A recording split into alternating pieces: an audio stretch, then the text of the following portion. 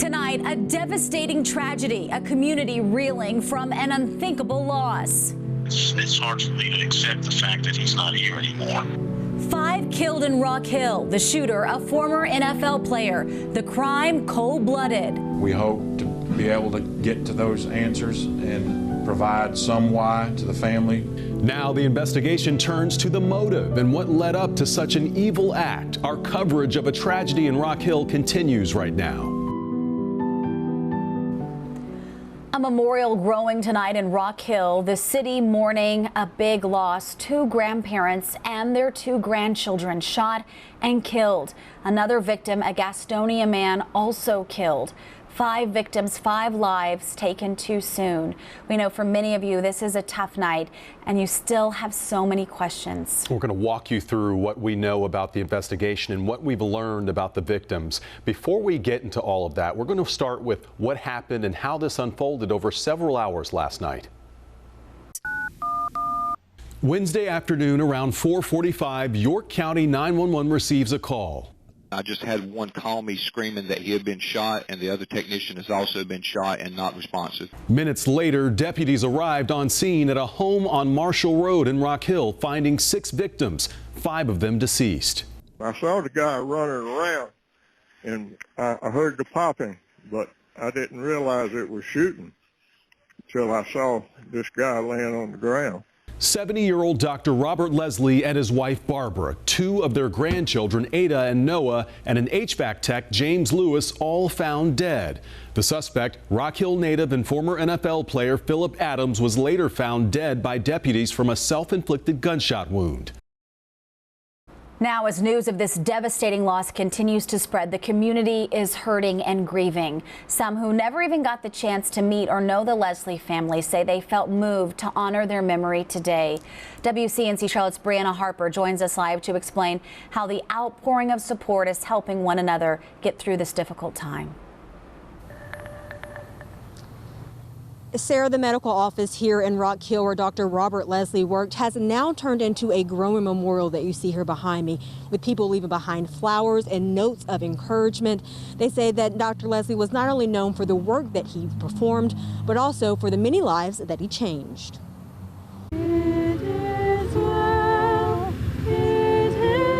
A soothing song to help comfort a community in grief. My heart was just shattered. Many still left trying to sort through the pieces of this tragedy that took the lives of Dr. Robert Leslie, his wife Barbara, their 2 young grandchildren, as well as another man. But thankfully, those who are hurting don't have to do it alone. Because I knew the answer is coming together in prayer. A circle of prayer thinking of all the families involved. And you give them the peace that they need. The investigators and the first responders, even though many of these people never knew them personally. Hearts are broken, hearts are aching, hearts are softened, and this is a time to come together. But for Dr. Brent Turner, this loss hits home.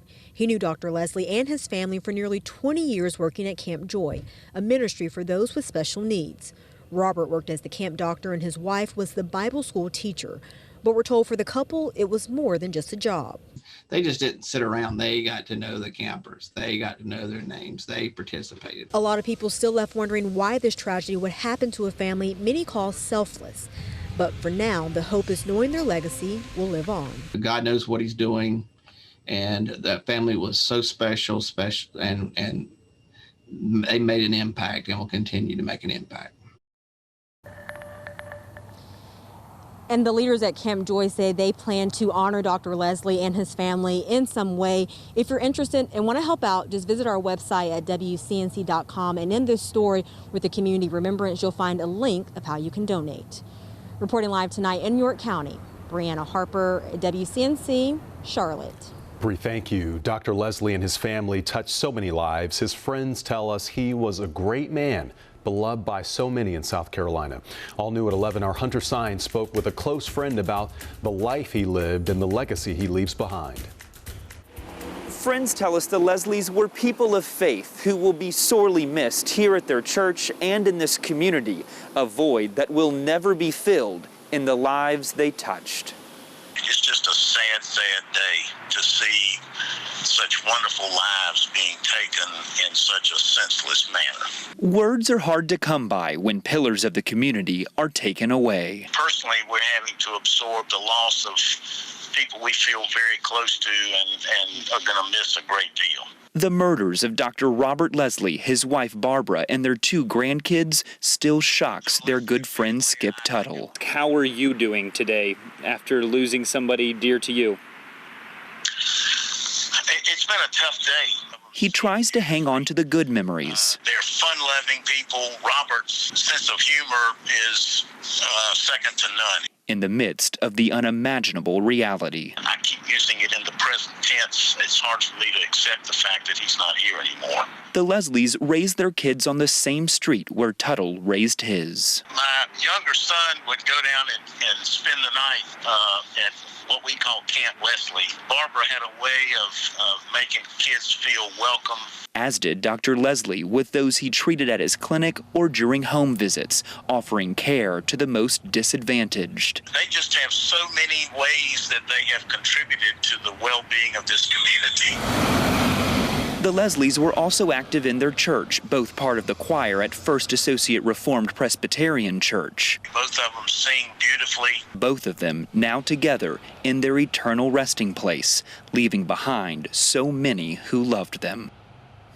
Another one of Dr. Leslie's friends tells me his life was so much bigger than the headlines. It's what's made this story so hard to tell because of the larger-than-life legacy the Leslies leave behind. In Rock Hill, Hunter Signs, WCNC Charlotte. And we're also learning more about the other 2 victims who were outside the house when the tragedy unfolded. 2 HVAC workers were doing maintenance work when they were shot. James Lewis was killed. Robert Shook is currently in the hospital fighting for his life. Today we spoke to the family of James Lewis, who says he comprehended the fact that his son was simply at the wrong place at the wrong time. Don't shoot the entire family and whoever else happened to be there. His beef was not with my son. He had never met my son. He never laid eyes on him. Lewis leaves behind 3 kids. We're told Shook has kids of his own and that his entire family is asking the community to pray for him to get through this. As the community tries to come to terms with what happened, we are digging deeper into the suspect and his history. Philip Adams is originally from Rock Hill. He went to SC State and then played in the NFL for several years on different teams until 2015. We've learned while he was in the league, he suffered 2 concussions within 3 weeks' time and had a serious ankle injury. Today, our Richard Devane spoke exclusively with his father, who says he believes football played a role in his son's actions. He's a good kid. He was a good kid, and I think the football messed him up. Mr. Adams was visibly upset when we spoke with him today. He went on to say he knew the doctor and his family and said they are in his prayers. You can watch the full interview on our WCNC Charlotte YouTube page. And while we are slowly learning more details about this tragedy, that there's still a lot that we don't know. But that hasn't stopped some from trying to fill the information gaps in the meantime. Vanessa Rufus joins us to verify some of the claims we're seeing. Since Philip Adams was an athlete, many have jumped to the conclusion that he had a brain disease called CTE. Others speculating that steroids or drug use from prior injuries played a role in what authorities say he did. So let's verify. Our sources are the York County Sheriff's Office, the York County Coroner, and the CDC. We'll start with the CTE claims. The CDC says CTE is a brain disease and it can happen after repeated concussions and head trauma. Those can change how the brain works, causing changes in mood, behavior, memory, even movement. Now, we did find records of concussions during Adams' football career, and his father told us he thinks football had something to do with these horrific events. But the CDC also says doctors have to diagnose CTE by checking a person's brain after they have died. The coroner says an autopsy is still pending, so for now, this claim is unverified. As for the drugs and steroids claims, the coroner says a toxicology report is still pending as well. When asked if Adams had been cut off from any medication, York Sheriff Kevin Tolson said, Can't confirm it, no indication of it, and that's certainly something we are looking into. So this claim goes into the unverified column as well. And of course, as the story develops, we will continue to fact check. But for now, that's your Verify. I'm Vanessa Rufus. It's been a handful of years since Adam played in the NFL. Sports director Nick Carboni joins us tonight. Nick, it sounds like he had a tough time adjusting to life away from football. Sarah, according to Adam's agent, the years since his career ended have been tough and troubled to the point where those closest to him hoped he would seek help. Scott Casterline was Adam's NFL agent. He tells the Associated Press, quote, "I felt he was lost without football and somewhat depressed," adding, "He had to not be in his right mind." We know that Adam's NFL career ended after 2015 and that he had several major injuries, a severe ankle injury in 2010 and 2 concussions in the span of 3 weeks in 2012. But he still played 3 more seasons before he faded out of football after 2015. Casterline telling the AP, "I knew he was hurting and missing football, but he wouldn't take health tips offered to him. He said he would, but he wouldn't." It's a fate that faces many pro football players upon that final whistle, too often ending in tragedy. Our Eugene Robinson, 16-year NFL player, has seen it before.